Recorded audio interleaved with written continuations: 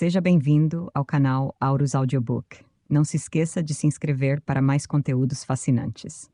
ABC da maçonaria. Prefácio. O objetivo deste pequeno livro é colocar nas mãos de cada homem prestes a entrar na maçonaria, ou até mesmo o que recentemente se iniciou maçom, um pouco de informação a qual ele tem direito e que possa ajudá-lo a iniciar corretamente sua senda maçônica. É feito todo o esforço para designar um candidato nas várias sindicâncias, mas a partir do momento em que ele entrega os documentos devidamente preenchidos, é iniciado e a loja parece se esquecer de sua obrigação, deixando que ele obtenha toda a informação maçônica necessária da melhor forma que ele conseguir. Não é de se espantar que muitos maçons percam seu interesse na fraternidade, que poderia ter sido mantido se lhe tivesse sido dada informação adequada. A maior necessidade atual é de informação que represente de forma mais objetiva a realidade aceita pelos maçons sobre assuntos maçônicos e a relação que maçons têm com a fraternidade. Espera-se que esta cartilha ajude a fornecer ao irmão a informação que deverá claramente estabelecê-lo como um membro do ofício e ajudá-lo a tornar-se um maçom útil e inteligente. No início. Bem, meu caro irmão, finalmente você é um maçom. Recebeu seu avental, penetrou no templo do rei Salomão, descobriu o significado da câmara de reflexões e depois da luz. Quando recebeu o regimento interno da loja, selou sua lealdade para a maior fraternidade que o mundo já conheceu. A razão em particular que fez com que você procurasse ser admitido nesta sociedade antiga e honrada, só você a conhece. Pode ter sido curiosidade. Se for isso, sem dúvida, está satisfeito. Pode ter sido por aspirações sociais. Se for o caso, a oportunidade lhe é oferecida de se associar a alguns homens excelentes cujas amizades valem a pena cultivar e que poderão auxiliá-lo materialmente em seu próprio desenvolvimento pessoal. Pode ter sido por razões de negócio. Se for o caso, você se decepcionará, pois a maçonaria não promete retorno pecuniário. Pode ser que quisesse se juntar a alguma sociedade secreta. Se for o caso, escolheu a melhor e a mais antiga. Pode ser que seu pai tenha sido maçom e expressou o desejo de que você seguisse seu exemplo. Se for o caso, fez-se um auto-reconhecimento à sociedade da qual agora você faz parte. Se sabia algo sobre o caráter da maçonaria e procurou se unir a ela de forma que pudesse participar de seu belo trabalho e ser de alguma utilidade para o seu companheiro, então sua ambição foi louvável e uma grande oportunidade de se fazer útil lhe foi oferecida.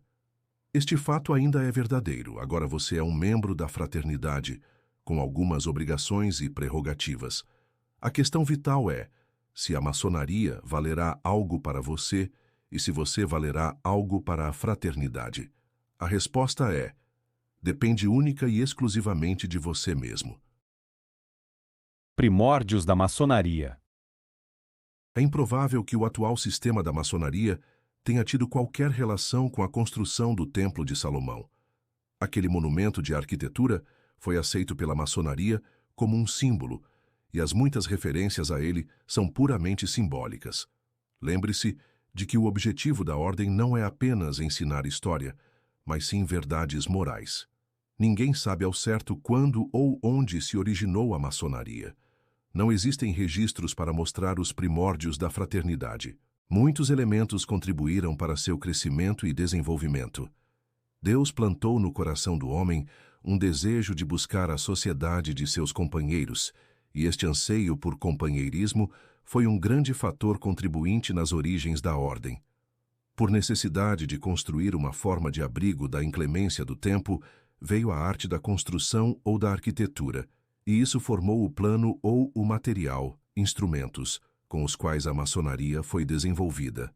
Em diversas partes do Velho Mundo, serão encontradas ruínas de construções colossais que foram erigidas por associações de homens, mostrando que foram unidos para levar a cabo seus planos.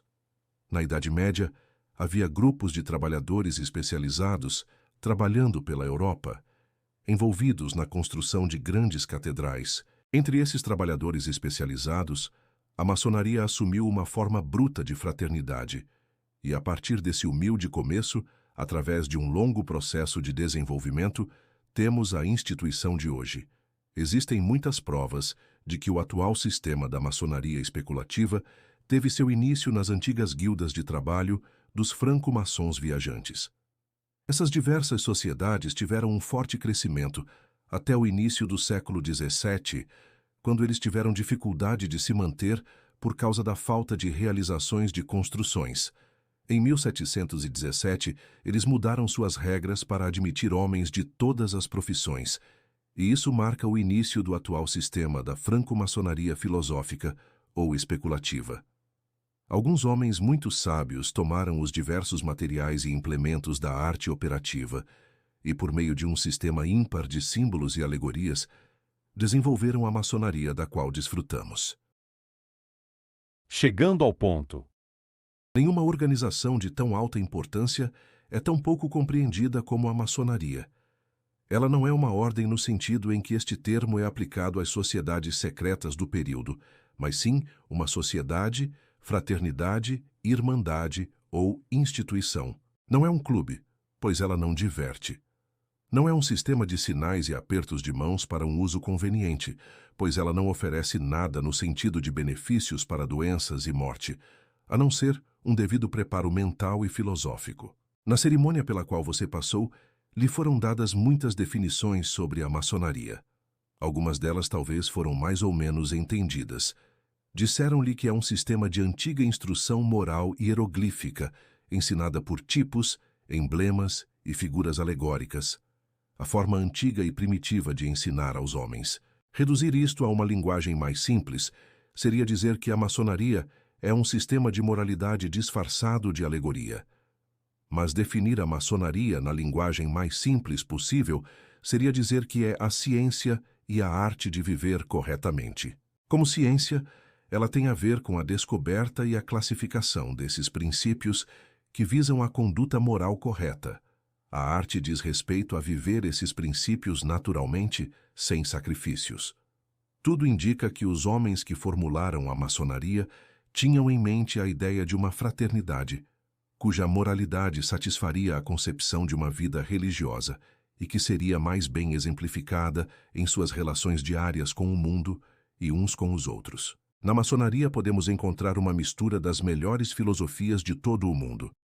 Isso não significa que aqueles velhos filósofos que vocalizaram essas verdades eram maçons, mas significa que os homens que formularam a maçonaria colecionaram as melhores vocalizações dos bons e sábios homens do passado e as cimentaram em um belo mosaico e o chamaram de maçonaria.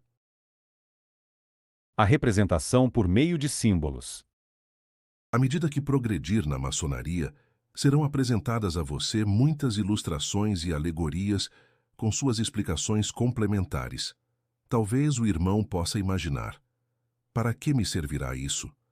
A maçonaria emprega o simbolismo para ensinar verdades morais, e as cerimônias através das quais você passará são dirigidas a esse fim específico. A maçonaria possui uma linguagem de sinais e símbolos. Os homens antigos desenhavam imagens com carvão no lado de rochas e gravavam seus pensamentos e ideias. Mais tarde, o mesmo procedimento foi seguido no ensinamento de verdades religiosas e filosóficas.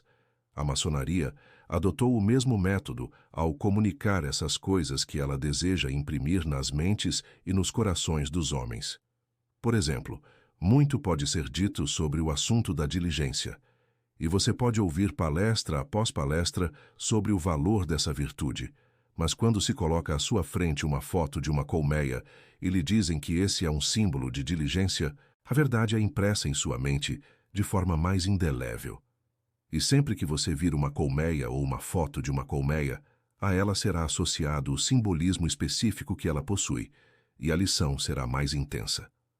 As crianças no jardim de infância aprendem os fundamentos do conhecimento, pelo uso de objetos reais que elas conseguem ver e manusear, e dessa forma, seus poderes de pensamento são estimulados e desenvolvidos. Então, um símbolo é um sinal visível ao qual um sentimento, emoção ou ideal espiritual é conectado. A maçonaria usa os símbolos que são universais em sua aplicação, e você nunca poderá apreciar completamente a fraternidade até que tenha estudado suas doutrinas ocultas e entenda seu simbolismo. Essência da verdadeira religião. Você provavelmente ouvirá algum maçom comentar que a maçonaria é religião suficiente para ele. Da mesma forma, ouvirá o irmão que fez o comentário ser vigorosamente repreendido por algum clérigo que negará que a maçonaria seja uma religião, em qualquer sentido. Existem duas classes de maçons que negam que a maçonaria seja uma religião. Aqueles clérigos ultradevotos, que querem que as igrejas tenham um monopólio sobre toda a moralidade no mundo e forçam aqueles que desejam ser bons a fazê-lo sob as restrições que eles fornecem. E aqueles maçons que se recusam a reconhecê-la como uma religião porque, para isso, seria necessário mudar algumas de suas práticas para serem membros consistentes da sociedade. Se for dito que a maçonaria não é uma igreja, nem um credo, nem um dogma, nem uma instituição sectária, ninguém negará a exatidão da afirmação, pois ela não oferece nenhum plano de salvação e não aponta nenhum caminho específico para o paraíso. Mas, se uma crença em Deus, a prática da prece, a aceitação da Bíblia como regra e guia de conduta, uma fé eterna na paternidade de Deus e a irmandade do homem, não são elementos religiosos e, misturados da forma que estão na maçonaria, não constituem uma religião. Então muitas outras supostas sociedades religiosas deveriam renunciar às suas reclamações por distinção nesse caso. Mackey, considerado uma das maiores autoridades em franco-maçonaria, diz: a maçonaria, em todos os sentidos da palavra, tem dívida somente com o elemento religioso que ela contém, por sua origem e por sua existência contínua. Sem esse elemento religioso, mal mereceria o cultivo da sabedoria e do bem. A maçonaria pede de seus súditos a mesma conduta moral reta que a Igreja. No entanto, ela não interfere de forma alguma no trabalho da Igreja e está sempre pronta para dar assistência a essa grande instituição espiritual. Ela encoraja a filiação à Igreja e garante apoio leal em toda a elevação moral. Assim como também não interfere nas demais religiões.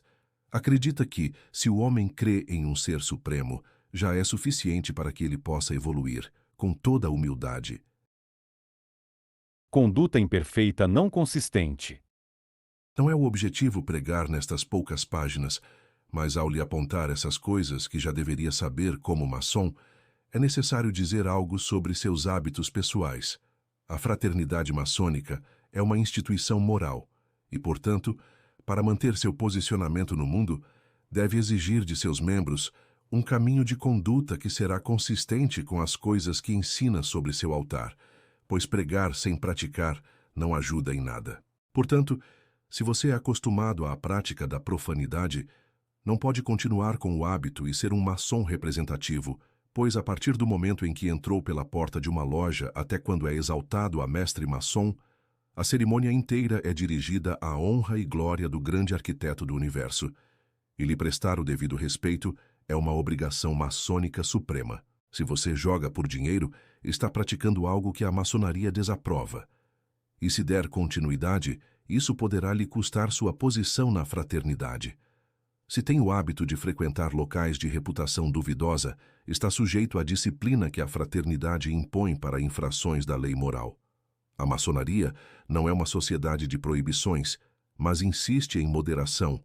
Ela não tolerará embriaguez, nem perdoará vadiagem em salões. Se você for um desses homens que consegue tomar uma bebida de vez em quando e mantém o autocontrole, a indulgência na inclinação é supostamente só de sua conta.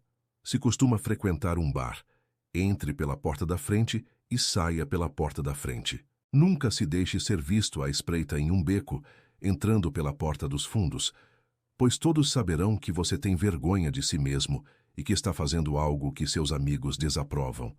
A maçonaria apresenta a cada um de seus membros um padrão de conduta reta. Cabe a cada um direcionar sua conduta de acordo com sua própria vontade e inclinação, estando sujeito, no entanto, à vara do castigo por violações intencionais de seus preceitos. Cercando o globo. Você já ouviu muito sobre a universalidade da maçonaria. Essa expressão com um maçom recém-iniciado é muitas vezes mal compreendida, e ele é levado a acreditar que a maçonaria é a mesma no mundo inteiro. O termo universalidade, como usado na maçonaria, não significa que a fraternidade se espalhou pela face do globo, mas sim que os princípios da ordem são universais em sua aplicação. A maçonaria é difundida muito amplamente, mas nem tudo dela é genuíno e legítimo. Uma sociedade de tamanho esplendor deve necessariamente ter seus imitadores, e em várias partes do mundo surgiram o que se chamam de organizações clandestinas. Essas sociedades alegam ser maçônicas e, na verdade, praticam os mesmos ritos e cerimônias dos maçons legítimos. Existem lojas irregulares espalhadas por todo o país, mas elas são irregulares porque o Grande Oriente do Brasil, GOB, a primeira obediência regular, jamais sancionou sua formação. Em muitas de nossas cidades grandes, podemos encontrar lojas que alegam ser regulares e que oferecem todo tipo de estímulos para atrair visitantes, mas que são irregulares e não são reconhecidas pela maçonaria regular do mundo. Em muitos países estrangeiros, existe maçonaria que não é reconhecida. Os 4 principais elementos que integram a maçonaria legítima são, primeiro, legitimidade da origem de lojas que formam o Grande Oriente do Brasil. Segundo, controle soberano da maçonaria do antigo ofício em jurisdição do Grande Oriente do Brasil. Terceiro, crença em um ser supremo, Deus, e disposição da Bíblia no altar como uma grande luz. Quarto, ser o primeiro a ocupar o território. Ser reconhecido pelo mundo maçônico regular, passando a ser constituída como potência maçônica regular no mundo. Qualquer maçonaria que não cumpra esses critérios é vista como ilegítima e irregular, e todos os maçons regulares são proibidos de ter intercurso maçônico com maçons que pertençam a essas lojas. Antes de viajar para países estrangeiros, seria aconselhável familiarizar-se com a condição da maçonaria nesses países e procurar saber quais são as grandes lojas que têm o reconhecimento do GOB. Em quase todos os lugares no mundo civilizado, é possível encontrar alguns maçons regulares, para quem um viajante pode solicitar as cortesias maçônicas a que tem direito. Anunciando suas crenças. Não pense que a maçonaria é um sistema de sinais e apertos de mãos para uso conveniente ao viajar pelo país e anunciar suas crenças.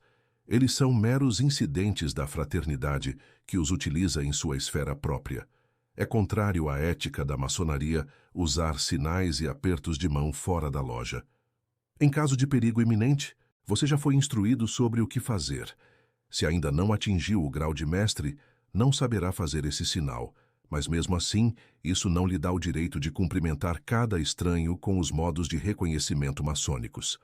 Apertos e sinais são usados na loja como um meio de instrução, e raramente há uma ocasião que exija o uso deles nas atividades cotidianas da vida. Quando você é apresentado a um homem que usa um emblema maçônico e quer que ele saiba que você também é um membro da fraternidade, conte-lhe com franqueza, e se ele quiser testá-lo, ele o fará da sua própria maneira. Não se identifique maçonicamente para seu amigo do outro lado da rua. Nem use frases de efeito maçônicas em lugares públicos. Essas coisas tendem a depreciá-lo na visão de maçons sérios e inteligentes. Mais uma vez, é prudente que não use emblemas maçônicos em seu local de trabalho, nem em seus papéis de carta. Isso não pega bem, e existem pessoas que poderão acusá-lo de usar a fraternidade com objetivos de negócios e o evitarão. Não fale sobre assuntos da loja na esquina da rua, nem em lugares públicos. A maçonaria é uma instituição reservada. Ela não impõe o olhar público, nem quer que seus membros discutam suas questões diante dos profanos. Os maçons se fazem conhecer pela forma como eles se conduzem diante do mundo. O silêncio e a circunspeção são virtudes maçônicas. Melhorando a fraternidade. Sem dúvida você deve ter notado quantos procedimentos na maçonaria são completamente novos para você. Talvez tenha notado algumas coisas que não combinam com você e que gostaria de mudar. Tudo isso é muito natural, pois só um homem muito medíocre não possui ideias próprias. Mas não tente melhorar a fraternidade porque, se o fizer, vai se desapontar. Se seu conhecimento de organizações fraternas foi obtido em outras sociedades, isso pode criar uma tendência da sua parte de querer trazer à maçonaria algumas das coisas com as quais você se identificou em sua primeira experiência nessa linha. O essencial da maçonaria é praticamente o mesmo em qualquer lugar onde pode ser encontrada. Você descobrirá que seu ritual é executado de formas diferentes em diversas jurisdições, mas os fundamentos sobre os quais ela é fundada são os mesmos em qualquer lugar que a maçonaria exista. É bastante provável que a fraternidade continue em sua forma atual há quase 300 anos. É esse fato que lhe confere um charme peculiar e desafia um olhar de veneração. Se ela fosse mudada para corresponder aos caprichos de cada período, deixaria de ser maçonaria. Indo em direção a leste. Pode ser que você realmente esteja interessado na maçonaria. Talvez tenha sentido que gostaria de participar do trabalho da loja e, em algum momento, vir a governar seus irmãos como mestre ou ainda como mestre instalado. A promoção na maçonaria só pode ser adquirida por meio do serviço de ofício.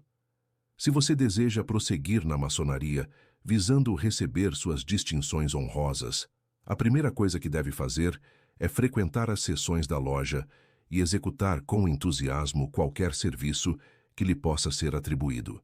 Aprenda o trabalho, ajude a posicionar os candidatos para a iniciação e faça o que puder para melhorar o bem-estar de sua loja. No tempo devido, você poderá ser convidado a fazer parte da administração, ocupando um cargo, e ou até a presidir, sendo devidamente eleito venerável mestre de sua loja. Mas o que quer que assuma, faça o melhor que puder. Não demorará até que a loja reconheça seu valor e encontre um lugar para você entre os oficiais e dignidades. Não existe um caminho real na maçonaria. As honras que ela concede vêm por meio de devoção altruísta à causa. Não se deve esquecer que participar do trabalho da maçonaria traz automelhoramento. Pelo fato de o ritual ser uma ciência exata, sua memorização é um grande estímulo para desenvolver a mente e fortalecer os poderes de raciocínio. A participação no trabalho ritualístico da loja é valiosa para superar a timidez que afeta muitos homens. Fora a ambição para a promoção oficial, vale muito a pena devotar-se ao trabalho da maçonaria por causa do autoaperfeiçoamento que você obterá. Conhecimento é poder. Se você for do tipo que tem uma mente inquiridora, vai querer saber algo da maçonaria e muito naturalmente procurará aqueles livros que dão informação confiável sobre o assunto. A maçonaria, assim como todas as outras grandes instituições, possui sua história, literatura e tradição. Não pense que ritualismo e maçonaria são a mesma coisa. Ritualismo é desenvolvimento em forma teatral e constitui a parte da razão, matéria, ou seja, é meramente o veículo que carrega a maçonaria para os corações e as mentes dos homens. Emoções, a parte espiritual ou transcendente do homem. A habilidade de recitar o ritual não significa um conhecimento da instituição. Sua primeira obrigação como um estudante de maçonaria será obter uma cópia da nossa Constituição, do Regimento Geral da Federação, do Regimento Interno da Loja, dos Estatutos da Loja e aprender o que é esperado de você em suas relações legais com a fraternidade. Para uma breve história da Ordem, a obra História do Grande Oriente do Brasil é recomendada. Nota: sugerimos a leitura de Maçonaria, Escola de Mistérios, de Wagner Veneziani Costa, e a História da Franco-Maçonaria, de 1248 a 1782, de Jean Ferret, ambos da Madas Editora. Perdendo sua confiança. Existem homens inescrupulosos dentro da fraternidade maçônica, bem como fora dela. Como você é novo na instituição e ainda não está bem informado, pode ser que alguns maçons tentem fazer de você a presa financeira deles. Talvez algum irmão que você tenha conhecido na loja o tenha abordado e pedido um empréstimo ou uma pequena quantia de dinheiro. Não há nenhuma obrigação maçônica a exigir que você empreste dinheiro a seus irmãos. Você deve aliviar o sofrimento de um irmão dentro de suas possibilidades, e somente você pode julgar isso. Se emprestar dinheiro a maçons, não o faça de forma maçônica, mas sim como uma proposta de negócios. Fazendo isso, não se decepcionará maçonicamente se o empréstimo não lhe for pago. Talvez algum irmão que o ajudou em sua indicação tenha pedido algum favor. Talvez você tenha se sentido com a obrigação de atendê-lo por causa dos serviços prestados a você. Qualquer que seja a instrução que tenha recebido, ela pertence a você. E quando adiantou seu dinheiro para os graus na maçonaria, você comprou tal instrução e pagou por ela, mas não tem nenhuma obrigação com ninguém por serviços prestados ao lhe indicarem. Se estiver disposto a emprestar dinheiro a maçons, faça-o da mesma forma, e espírito como faria qualquer empréstimo comercial, e depois recolha a dívida quando devida, como qualquer outra obrigação de negócios. Aplique esta mesma regra em todas as suas negociações com membros da fraternidade, pois assim se poupar de decepções e perdas de amizades. Se em algum momento você pedir dinheiro emprestado de seus irmãos maçônicos, faça-o de forma profissional, dando qualquer garantia que possa ser pedida, e então seja escrupuloso para pagar a dívida quando devida. Somente dessa forma é que a confiança maçônica pode ser mantida. Há membros do ofício que estão sempre prontos a tirar vantagem de suas afiliações maçônicas para obter favores especiais e adiamento ilimitado no pagamento de dívidas contraídas. A maçonaria não garante nem aprova a conduta dessa espécie. Ela espera que cada maçom dê conta de suas obrigações financeiras de forma adequada, não só com todo o mundo, mas especialmente com seus irmãos na franco-maçonaria. Usa-se o termo franco-maçonaria para significar que cada integrante é um homem livre, um livre pensador. É muito comum, no início, pensar que se trata de uma maçonaria francesa, coisa que não tem nada a ver com a França. Franco igual livre. Tirando o máximo proveito. O que a maçonaria vai valer para a sua vida depende completamente de si mesmo. Você vai obter da fraternidade só o que der a ela.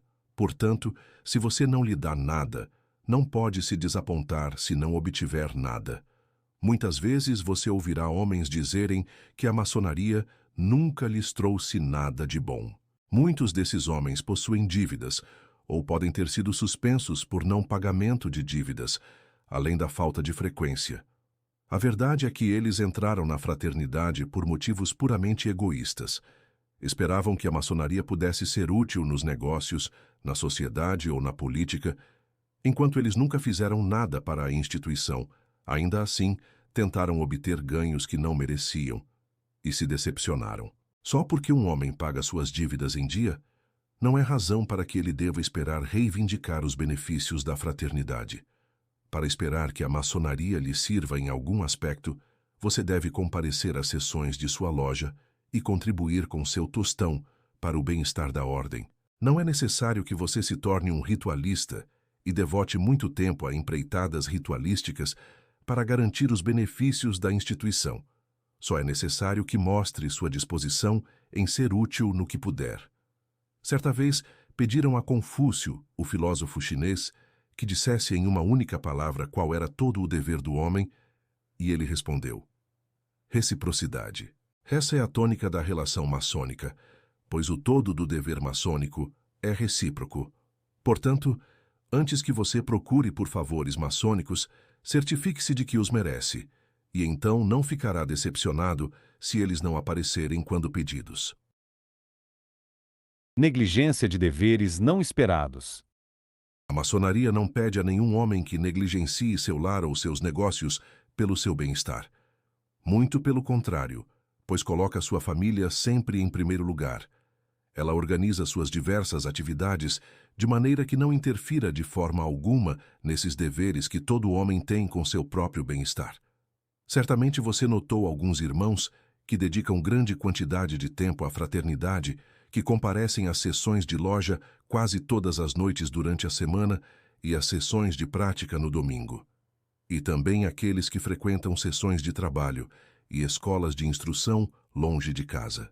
Essa questão é provavelmente por escolha deles, e pode ser que eles estejam tão estáveis na vida que podem dedicar muito tempo ao trabalho maçônico, o que é, de fato, uma condição muito feliz.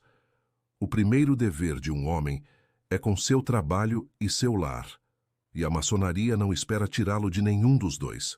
O trabalho da maçonaria é muito fascinante. A memorização do ritual causa uma inveja pela excelência, e os elogios ao bom trabalhador alimentam sua vaidade, e ele logo se vê buscando os holofotes, e seu trabalho e sua família acabam sofrendo consequentemente. Existe um meio termo feliz que deve ser mantido. O mais alto sucesso em qualquer campo é baseado na velha regra de fazer bem uma coisa. O lugar para gastar sua energia maçônica é na sua própria loja, e, ao fazer, encontrará grandes oportunidades de satisfazer sua ambição maçônica e não ser tentado a negligenciar nem sua família, nem seu trabalho. Uma vez maçom, nem sempre maçom. Um homem entra na maçonaria por livre e espontânea vontade. Ele sai da mesma maneira. Como não havia nada de compulsório em sua união com a fraternidade, não há absolutamente nada obrigatório quanto à extensão de tempo que você deverá permanecer como membro. É privilégio seu poder se afastar a qualquer momento em que ache adequado. É claro que à fraternidade é reservado o direito de determinar o motivo que o leva a romper suas afiliações maçônicas. É permitido que todos os homens estejam sujeitos a mudanças de opinião. Se a qualquer momento você sentir que não pode ser leal às obrigações da maçonaria, então deve afastar-se imediatamente. Mas lembre-se disto: não se afaste da maçonaria porque se desentendeu com algum membro por algum motivo, ou porque os membros não o apoiam em seus negócios, ou porque não consegue as coisas do seu jeito na loja, pois se o fizer, a fraternidade saberá imediatamente que eles cometeram um grande erro quando o fizeram um maçom. Para sair da fraternidade, o irmão só precisa pagar suas mensalidades pendentes e pedir seu quit placet, uma carta que o permita entrar em outra loja dentro do prazo de 6 meses. Vencido esse prazo, você se torna um maçom adormecido. Em seu devido tempo, você receberá seu documento de demissão e sua conexão com a fraternidade será absolvida. Você não precisa dar nenhuma razão quanto a por que você quer uma dispensa, pois se você não tiver nenhuma dívida pendente, isso não lhe pode ser negado. Lembre-se de que quando você recebe a dispensa, perde todos os privilégios da fraternidade, como visitar lojas, sepultamentos maçônicos e os benefícios da sociedade tanto para você quanto para sua família, até que se regularize em outra loja, 6 meses. Divisão dos caminhos. Talvez já tenham lhe solicitado o que se chamam de graus elevados. Certamente, você ficou confuso quanto ao que se aludiu como 2 caminhos. Originalmente só havia os graus de aprendiz maçom e de companheiro maçom, mas, através de um longo período de evolução e amplificação, os essenciais da fraternidade são agora apresentados em 3 graus, chamados graus da maçonaria simbólica, ou seja, aprendiz, companheiro e mestre maçom. A esses graus foram acrescentados os graus que podem denominar-se ordens de aperfeiçoamento ou graus complementares, ou ainda elevados, do rito de York, do adoniramita, do rito escocês e, apenas aqui no Brasil, os do rito brasileiro. Para estar capacitado a receber os graus em qualquer um dos sistemas, um peticionário deve ser mestre maçom em situação regular em sua loja. As ordens de aperfeiçoamento, acima do grau de mestre, são adequadas para todos os ritos e englobam aqueles do capítulo do Arco Real dos Cavaleiros Templários e Cavaleiros de Malta. Loja da Marca, que é composta de 2 ordens, mestres maçons da Marca e nautas da Arca Real. Os graus dos ritos adoniramita, brasileiro e escocês antigo e aceito são 33, começando com o 4º grau e se estendendo ao grau 33. O melhor conselho que pode lhe ser dado é: tome os 2 caminhos, se puder. Se só puder tomar um, então deve decidir a questão de acordo com seus próprios gostos. Todos os supostos graus elevados são belos e instrutivos e completam, por meio de drama e alegoria, muitas das lições sugeridas na loja. Estranho, mas verdade. Pode ser que durante sua primeira admissão na loja, você tenha por acaso visto alguém com um avental branco, o o que provocou uma pergunta em sua mente. Como será que esse homem veio parar aqui? Talvez esse mesmo homem estivesse olhando para você e se perguntando a mesma coisa. Você sabe que não há absolutamente nenhuma estimativa das ideias que alguns de nós temos em relação aos outros companheiros. Então o irmão vai se surpreender com alguns dos sujeitos que encontrará na fraternidade. Talvez tenha notado que quem lhe vendeu ações falsas é um trabalhador ativo na mesma loja da qual acaba de receber seus graus. Pode ser que seu vizinho, que você sabe que tem diversos problemas, tenha sido o primeiro a cumprimentá-lo com muita bondade fraterna. Lembre-se apenas disto. Existem hipócritas dentro da fraternidade assim como fora dela. Você encontrará muitos homens na maçonaria que são falsos com suas crenças, mas isso não é culpa da sociedade. Houve maus homens em toda a sociedade humana desde o início dos tempos, e provavelmente haverá até que o tempo não exista mais. É muito difícil entender como os homens podem assumir as obrigações da maçonaria e fingir uma fé nos ideais da fraternidade e, por sua conduta diária, mostrar que são inconsistentes. Mas esse é um dos problemas da sociedade humana. Eliminar a escória da natureza humana, rejuvenescer a humanidade e implantar no coração e na mente os ideais da humanidade são o objetivo da maçonaria. Portanto, quando perceber na fraternidade alguém que você sabe não corresponder aos seus ideais, deve se alegrar por ele estar cercado por influências que podem causar uma mudança nele. Não importa muito o que seu companheiro faz. Você deve se preocupar em se portar de forma que ninguém possa apontar o dedo para você e sussurrar: hipócrita. Colhendo os benefícios. A maçonaria é uma das instituições mais caridosas do mundo. Não só ela mantém lares esplêndidos para os órfãos, as viúvas e os idosos, mas também cada loja ajuda seus necessitados dignos da maneira que pode. Além de que, em muitos estados brasileiros, possuímos a mútua maçônica, uma espécie de seguro. Portanto, há uma segurança razoável de que a fraternidade cuidará de você quando ficar mais velho e o enterrará se não houver mais ninguém que o faça. Essa prática levou à crença de que a maçonaria paga benefícios em morte, mas esse não é o caso, uma vez que o acordo acima é puramente individual. Se em algum momento você ou sua família estiverem passando necessidade, comunique o fato ao venerável mestre da sua loja, que investigará sua condição e fará por você o que possa parecer necessário.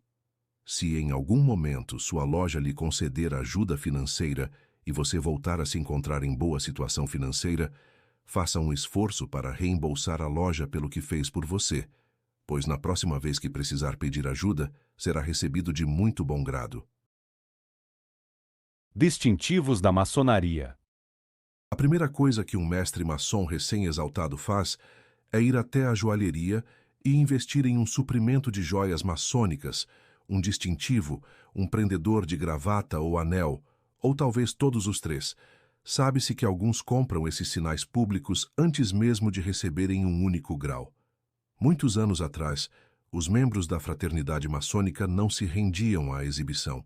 Se quaisquer emblemas maçônicos fossem usados, eles geralmente eram escondidos em algum lugar da roupa onde pudessem ser encontrados em caso de acidente. Sempre se esperou que os maçons se fizessem conhecidos por conduta apropriada e não por exibicionismo. É claro que o homem é um animal vaidoso, propenso a se enfeitar com badulaques. O uso de modesta quantidade de joias maçônicas não deve ser condenado, mas muitos dos principais maçons do mundo usam poucas coisas ou nada que tornem públicas suas crenças. Não há dúvidas de que muitos membros da fraternidade se enfeitam com joias maçônicas por motivos profissionais ou sociais.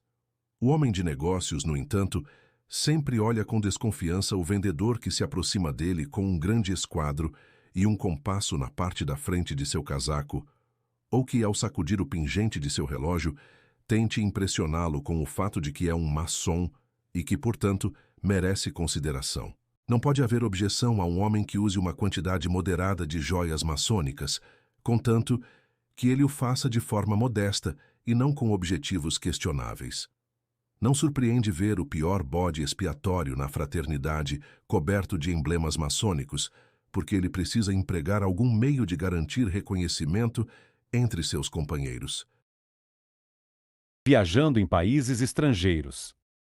Pode ser que um dos seus primeiros desejos seja visitar alguma outra loja e experimentar sua recém-iniciação à maçonaria, além de ver como outras lojas se conduzem.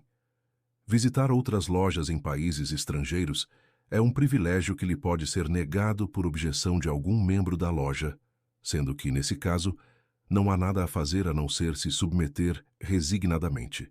Antes de tentar visitar outra loja, em que talvez não conheça nenhum membro, você deve se munir de um recibo de mensalidades ou de alguma outra forma de prova documentada mostrando que você está em situação regular, good standing, na sua loja e na sua potência, que deverá ser reconhecida pela potência a que pertence a loja que se pretende visitar. Certifique-se do rito praticado pela loja que pretenda visitar. Muna-se do cartão de identificação maçônica, SIM, e uma cópia do livro List of Lodges, onde conste o nome e o número de sua loja. Depois, certifique-se de que está suficientemente posicionado nos conhecimentos dos rituais dos graus que possuir, de forma que isso o permita passar em algum telhamento. Quando você se apresenta a alguma loja e o comitê de telhamento o questiona, não tente resolver as questões por conta própria. Não peça para ver a carta constitutiva da loja, pois não há certeza de que você consiga saber se elas são legítimas. Não comece a questionar a comissão. Responda a todas as perguntas que possam lhe ser submetidas de maneira cortês, lembrando-se de que você está completamente à mercê da comissão que o está examinando e que é da impressão que você passa, que depende a admissão à loja que está tentando visitar. Se o irmão está em uma cidade estranha e deseja visitar uma viajando em países estrangeiros loja, é bom que pergunte a alguém em quem você confie sobre a localização do templo maçônico e sobre quais lojas estão se reunindo. Existem algumas lojas clandestinas que podem ser encontradas em todas as cidades grandes, e é necessário que o maçom desavisado fique atento. Consulte o List of Lodges e verifique se consta o nome da loja que deseja visitar. Caso não conste, procure outra cujo nome conste no List of Lodges, elaborado nos Estados Unidos da América, ou no Book of the Year, impresso pela Grande Loja Unida da Inglaterra. Familiaridade indevida. Cuidado com os homens que o cumprimentam com um forte aperto de mão e uma história patética sobre ter perdido sua esposa em um acidente na estrada e, por não ter fundos, estar tentando voltar para casa. Em 9 entre 10 casos, ele é um impostor. Impostores são homens que foram suspensos ou expulsos da fraternidade, ou que tiveram seus direitos suspensos, ou ainda, talvez, homens que tenham adquirido um conhecimento da fraternidade de alguma forma ilegítima e que andam pelo país se fazendo passar por maçons de boa reputação pedindo ajuda. Ele sempre tem o cuidado de escolher maçons recém-iniciados, elevados ou exaltados, porque em muitos casos contribuem generosamente com eles por causa da ignorância. O impostor médio é bem posicionado e pode demonstrar muito fluentemente as características de um maçom e dar com prontidão os sinais e apertos de mão. Ele contará uma história triste e pedirá um empréstimo, que promete pagar assim que conseguir chegar em casa. Se não consegue obter o empréstimo, então pedirá R$ 5 para comer alguma coisa, ou talvez uma noite de hospedagem. A melhor forma de lidar com um mendigo maçônico é indicá-lo a um mestre de sua loja. Esses oficiais possuem experiência em lidar com casos desse tipo e sabem exatamente o que fazer. O principal problema em dar dinheiro, ainda que em pequenas quantias, a esses itinerantes é que isso os incentiva a continuar nessa atividade de viajar por aí, aproveitando-se do ofício. Se você se sensibilizar e quiser dar algumas moedas a um mendigo, faça-o da mesma forma que contribuiria com qualquer pedinte de rua e com a consciência de que talvez o dinheiro será gasto em uísque, como acontece na maioria dos casos. Em nossas cidades, há homens que ganham a vida abordando aqueles que usam emblemas maçônicos e pedindo dinheiro. Eles são todos impostores e não devem ser ajudados de forma alguma. Valor nos negócios. Diz um antigo ditado maçônico, que a maçonaria é uma coisa e que negócio é outra. Existe alguma verdade na afirmação, se for interpretada, que um homem não deve usar a maçonaria para promover seus negócios. Não significa, no entanto, que ele não deva usar seus negócios para promover a maçonaria. Todos nós dizemos que não devemos levar negócios e política para a maçonaria. Mas em nenhum lugar se diz que não devemos levar a maçonaria aos negócios e à política. Isso tudo quer dizer que um homem deve conduzir seus negócios de forma direta, correta e honrada, e não deve enganar seus companheiros, especialmente seu irmão maçom. A maçonaria não é uma agência de cobrança e não cobrará dívidas devidas a você dos membros da fraternidade. Não se desaponte se membros do ofício não o apoiarem, pois não existe nenhuma obrigação maçônica que exija que um maçom faça negócios com outro. No entanto, uma vez que as coisas estejam em pé de igualdade, não há por que membros da fraternidade não devam fazer negócios uns com os outros. A fraternidade deve promover um espírito de cooperação geral e não há razão para que ela não possa servir à prática nos negócios. Não se exige que maçons votem uns nos outros em eleições políticas, mas porque eles não poderiam fazê-lo caso o candidato seja membro da fraternidade e acredite naquelas assertivas que todos os bons homens acreditam e que a franco-maçonaria tenta incutir em seus membros. O maçom que vai às urnas e vota em um profano, que ele sabe que é desonesto e manchado pela corrupção, no lugar de um membro da fraternidade que ele sabe ser honesto, correto e confiável, traiu sua confiança como cidadão e maçom. Todo o objetivo da maçonaria é despertar em você os melhores elementos de sua natureza. E somente quando isso é conquistado, você se torna valoroso, tanto como maçom quanto como cidadão. Pesado nas balanças. A maçonaria não é parcial. Não faz diferença nenhuma quem você é ou qual sua vocação na vida. Quando você entra em uma loja maçônica, você não é melhor que o homem mais humilde lá. Pode ser que você seja presidente de uma grande empresa, e se este for o caso, não deve se surpreender se encontrar o faxineiro que varre seu escritório como membro da mesma loja, e quando se encontram no altar da maçonaria, vocês o fazem de forma igualitária. Esse é um dos aspectos especiais da maçonaria, no sentido de que ela nivela todas as distinções da vida e une os homens como homens, despidos do ambiente externo. Nenhum homem honra a maçonaria. É o homem que é honrado quando é considerado digno de ser recebido no lar maçônico. A maçonaria não tem favores especiais para ninguém. Suas regras e regulamentos se aplicam a todos da mesma forma. Portanto, não importa quem seja, você está sujeito às mesmas leis que qualquer outro membro do ofício. Mais uma vez, provavelmente encontrará na maçonaria homens que lhe prejudicaram muito. Talvez o mais amargo desafeto que você tem no mundo seja um membro da mesma loja à qual você se afiliou. Um dos grandes objetivos da maçonaria é conciliar diferenças entre os homens. Às vezes, isso é muito difícil de conseguir, por causa dos grandes males que os homens causam uns aos outros. No entanto, como maçom, não deve carregar suas diferenças pessoais para dentro da loja. Espera-se que cumprimente seu antagonista na loja da mesma forma fraternal que cumprimentaria qualquer outro maçom. Sua atitude para com ele servirá para estabelecer nas mentes de seus irmãos onde é que está a falha, ou ao menos criar um juízo a seu respeito. Hospitalidade em maçonaria. Como regra, os maçons são muito hospitaleiros e estão sempre prontos para ajudar os irmãos em tempos de necessidade ou adversidade. Portanto, se estiver longe de casa e precisar de ajuda de qualquer tipo, peça por ela, pois é para isso que a fraternidade está organizada. Se estiver longe de casa e se encontrar sem fundos, procure um mestre onde você estiver. Explique seu caso e identifique-se de forma apropriada. Se estiver sem seu cartão de identificação maçônica, CIM, ou sem recibo de mensalidades ou um certificado, não deve se surpreender se seu pedido for negado, pois é dever de todo maçom carregar consigo documentos de identificação maçônica apropriados. É bem provável que os oficiais para quem fizer o pedido entrem em contato com sua loja. e forneçam assistência de acordo com a resposta que receberem. Certifique-se de aproveitar a primeira oportunidade que houver de reembolsar os irmãos que o ajudaram. Se estiver doente e precisar de auxílio, proceda da mesma forma descrita anteriormente. Os oficiais da loja em que estiver se comunicarão com a sua loja e agirão de acordo com as instruções que receberem, ou farão o que julgarem melhor sob as condições existentes.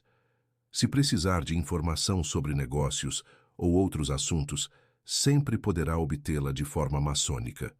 Mas lembre-se de que, quando lhe é dada informação dessa maneira, é uma confiança sagrada e assim deve ser considerada. Se a qualquer momento violar uma confiança desse tipo, isso lhe trará o desprezo e o ódio daqueles que sabem de sua traição.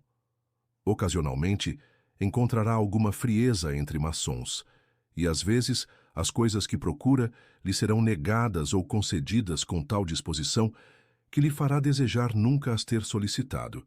Isso não é culpa da maçonaria, mas sim uma culpa individual de alguns homens, cujo egoísmo inerente não cedeu mesmo sob a influência dos ensinamentos maçônicos. Seu dever mais elevado. Não pense que seu dever maçônico completo se encerra em comparecer à loja e pagar suas mensalidades. Há muitos pequenos deveres impostos ao maçom, sobre os quais poderá se informar. Mas há outras formas pelas quais você pode se distinguir como maçom. É seu dever fraternal visitar os doentes e fazer caridade. No início da fraternidade, era costume dos maçons cuidar dos doentes e se revezarem para ir à casa de algum irmão enfermo e cuidar dele. Mas hoje em dia, com hospitais e enfermeiras treinadas, não há necessidade desse serviço. Espera-se, no entanto, que maçons procurem seus irmãos que estão doentes e cuidem de seu bem-estar. Não espere até que um mestre o chame e lhe diga para ir ver um irmão doente. Mas sempre que ouvir falar que um deles está acamado, é seu dever ligar e ir vê-lo. E nunca deixe de ir a funerais de irmãos. Esse é um dever maçônico sagrado, mas nesses tempos tão ocupados os maçons o estão esquecendo rápido demais. Se há no mundo algum momento em que a família de um maçom precisa do carinho e da solidariedade da fraternidade, é nessa hora difícil em que o chefe da família foi chamado para o Oriente Eterno. É verdade que se exige um sacrifício para comparecer a um funeral, mas chegará uma hora, e mesmo os mais sábios não sabem quando, em que seus irmãos maçônicos serão chamados para se reunir em torno de seu caixão.